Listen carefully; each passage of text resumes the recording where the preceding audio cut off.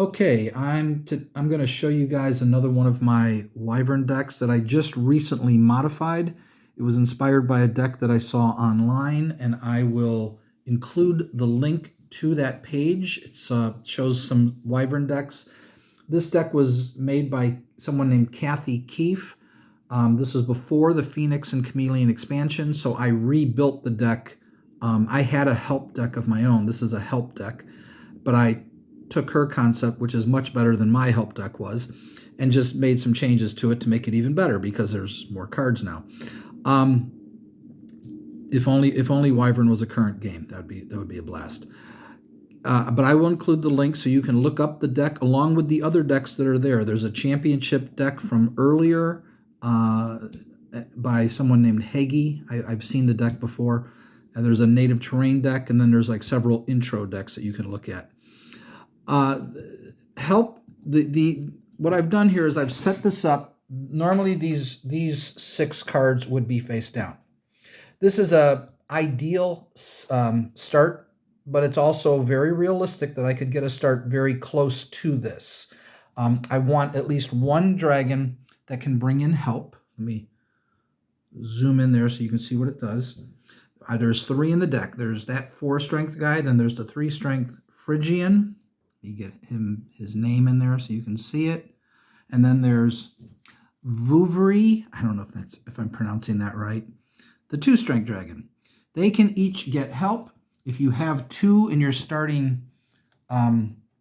battlefield, you can bring 1 in with help, and then they can bring in one of the other ones, and then they can bring in another dragon. So you can just go crazy with this deck.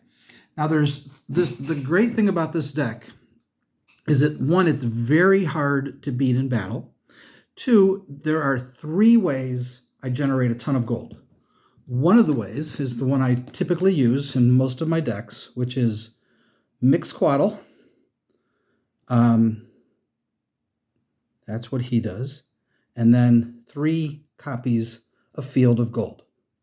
And what you do here is if you have this card in your hand, you simply swap out the Field of Gold or the Mixcoatl, and you play this in your second action phase, and you generate gold. So that's a simple way to generate gold. It's very effective, so I kept it in. The other way I'm going to generate gold is I'm going to bring in, through help, Golden. Golden Dragon, you get gold equal to the base strength of the dragon or dragons defeated. If they're playing Cynoprosopi or one of the dragons that can get help, great. Or if they're playing this card, which is the key card to this deck. This is probably the most important card to the deck. Magic Potion. 1 dragon in this row can help any other dragon in this row in a battle.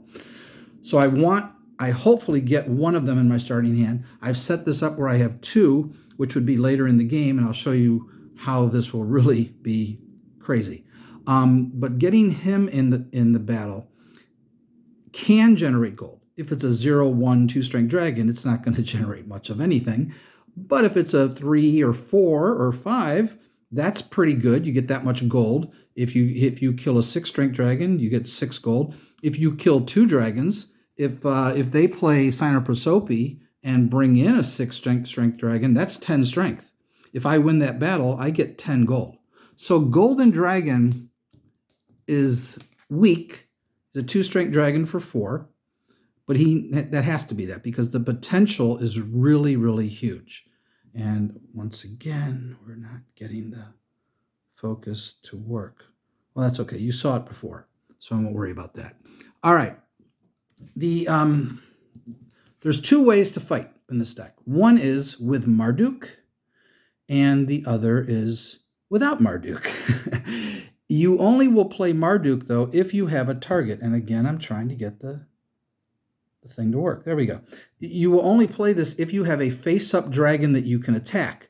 Then before battle, you will say no one can play battle actions. If they counter this, you're not going to get it to work, although I am running magnetic fields of my own, as always.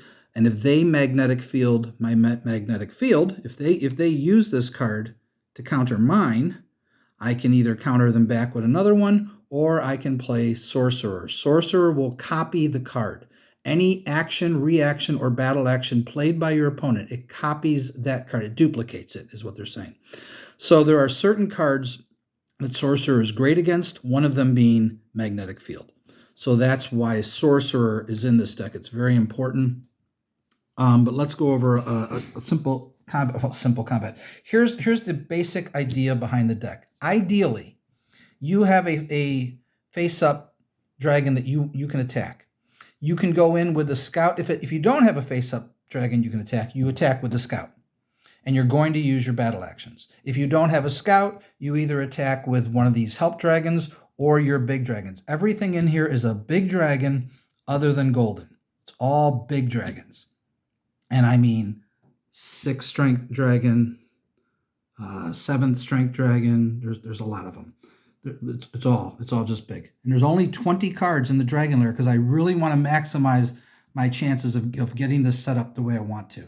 So we attack with our big dragon or our scout, doesn't matter. We then bring in help. We use help. And we use help to bring in Cynoprosopi. Cynoprosopi, on our next action, can bring in a dragon 1 card away. And flyers can come from anywhere. So I would bring in Mr. 7 Strength Flyer. And on my next action, I'll use help in this row to bring in Golden. So now I've got 13, 14, 16, 17, 19 gold. 19 strength. If they had 10 strength, I'm going to get 10 gold and destroy their dragons. If we're using battle actions, if I'm not able to play Marduk and we're playing battle actions, the card I want to use is Dwarven Legion. Because then, let's just say it's 19 to 10. That's a crazy number, but whatever it is, 12 to 6, whatever. Now I'm going to get gold equal to the difference between the two sides. And I'm going to get gold equal to the base strength of the dragons defeated. So Dwarven Legion can generate the most gold for me, potentially. But if I get both, that's a huge, huge swing. If I'm attacking with this guy, his strength could be 15, 16, 17, anything, really super, super high. With Dwarven Legion, that's brilliant. That's great. If I bring in Golden to help and it's a really big dragon, lots of potential.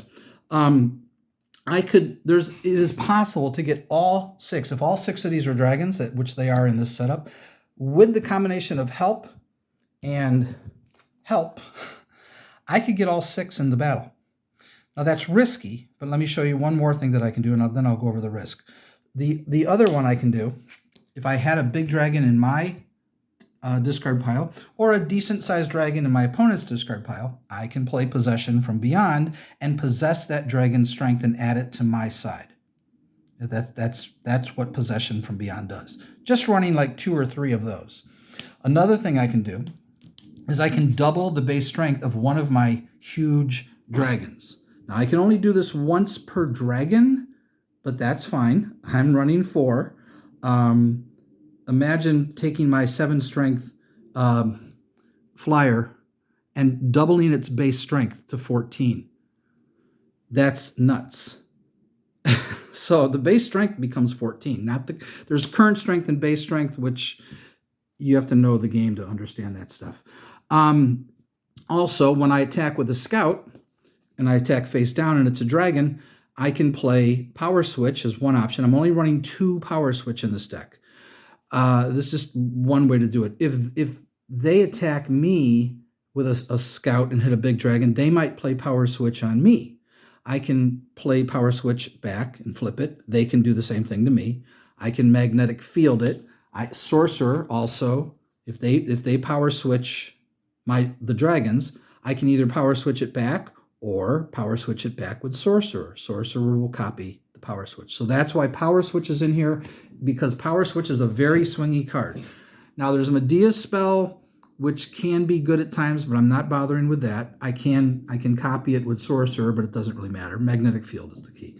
The key, though, the key card that wrecks me, if I'm not doing Marduk and they can play battle actions, the card they can use is Poison Chalice. If they play this and I don't have Magnetic Field, I'm going to lose every dragon in the battle. So that's the risk. So that's why I don't want to use magnetic field unless it's really desperate. If I gotta have it. So I tend to try to hold on to them. The other thing I'm doing in this deck is I'm not running meteor showers where you discard your hand and draw 5 cards, because I don't want to discard these cards. I want to hold on to these cards as much as I can. So instead of meteor shower, I'm running, I really want to run 4 copies of Whirlpool. I currently only have 3 copies of Whirlpool and 2 of Apollo in the deck. I might go to 4 and 4.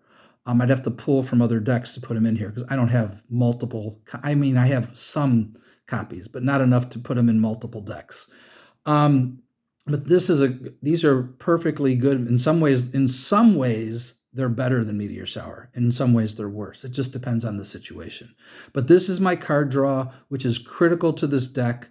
But I need a way to get out of this too. I am not running Fountains of Youth or Golden Apple, because those cards only save 1 dragon. So we're running Knight, and we're running Flag of Truce. Knight will cancel the battle. Again, they could magnetic field it. Hopefully I can counter their magnetic field, or same with Flag of Truce. Flag of Truce, I pay 2 gold, and all my dragons survive. So this gives me 8 cards that can escape from the battle. This gives me 8 cards that can counter their magnetic fields or replicate their power switches, which is huge. If they power switch one of my big dragons and they have a big dragon, not power switch, if they cast Medea's spell and give one of my dragons a 0 base strength, I could duplicate it, I should say, and give one of their dragons a 0 strength. So I'm running 4 of each of these because that's huge too. And that is the deck for the most part. There's a Volcanic Eruption in here. I'll go over some of the dragons real quick. I'm running 4 scouts. So Delphyne, Moghur, and Amphiptere. It doesn't matter which scouts you use. Use the ones you want. You just want to attack with scouts at face down cards so you don't have to worry about terrains. And then you can battle with them just as easily. You don't even need power switch. You can just bring in help and generate all kinds of power. So my other big dragons are Sea Goat, because he can get you a lot of gold. So he's good. He's a force. He's the weakest dragon in here. Blue, because he's one of the best dragons in the game. 5 strength, draws you extra cards. Red is optional, but he does work with the Dwarven Legions, but that's a minor detail. And he does cost 8, which is a negative. But he's a 6 strength dragon. Jormungandr, 7 strength dragon. Oh, and because you're going to lose battle positions, you don't want to lose battle positions, Lambton Wurm goes in every deck I make. Gets me back that 1 battle position, which will help me to fight, especially in this deck. I don't want to get low on battle positions, because then my help cards aren't as effective.